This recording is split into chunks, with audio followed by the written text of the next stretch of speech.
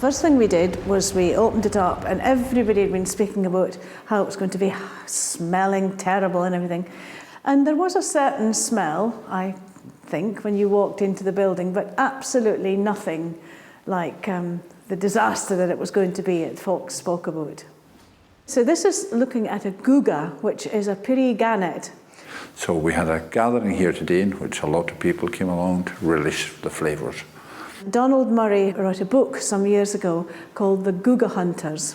These men used to go off for a week at a time in a boat to this Piri Island and catch upwards of maybe 2,000 of these creatures.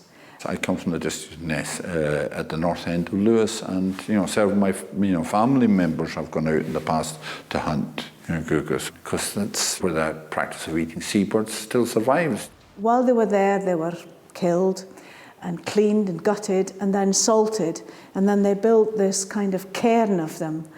Huge mounds of the gannet. So in a sense it's a salt pickle, because you put salt into 4 pockets on the bird. It's unique. It goes back to about 1954 when the Protection of Seabirds Act, and everybody else, I think, in the British Isles was banned from eating seabirds, apart from the unlucky inhabitants of Ness. The licenses for the piri the guga was very salty, and it was big lumps of coarse salt in amongst the layers of the skin and everything. So rather than find a tap, we took it down into Hayes Dock here and gave it a good swill in the water just in front of the museum here. And after all, it was going to be cooked for 2 hours, so I don't think there's any beasties that would cause any problem there.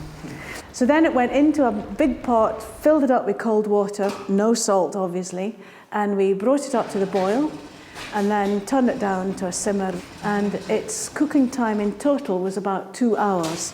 But halfway through that cooking time, we poured the old salty water off and refilled it with fresh boiling water and then brought it back up to the boil.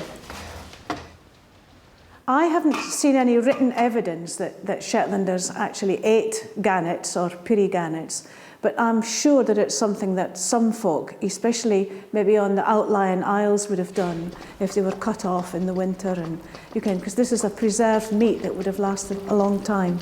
Very little doubt about that. They would have eaten vast quantities in the past. Men would go down over the cliffs to catch seabirds' eggs, so it would be logical that they would possibly eat the birds as well. It's quite an unusual event for Shetland, but I suppose it links back to a time in which people here used to eat dishes particularly like cormorant and puffin and guillemot and other seabirds. So in a sense there is a kind of Shetland connection. When we lifted it out and put it onto the board, it was beginning to fall apart, but there were distinctive parts. You could see the 2 legs and the 2 kind of breasts, and there was quite a lot of meat there. I've always had people from Shetland very curious about what it tasted like. I mean, here in Shetland, folk are used to salt. We had salt herring, roasted mutton, salted and smoked mutton. So I do think there was a strong similarity to roasted mutton. But obviously it completely looked different. It was a lot more greasy, and then you got this pretty foot of the gannet kind of sitting around when we were working with it. I think it's perfectly acceptable. I think it's perfectly savoury. There's no worries about the survival of the gannet. In fact, it's doing remarkably well. It was really tasty to eat, and I think folk enjoyed eating it. And then we had the milk, which you're traditionally supposed to drink with it. I have to say, the meat was fine. I quite enjoyed that, although it was quite strong. But I'm not sure that the fat was my favourite.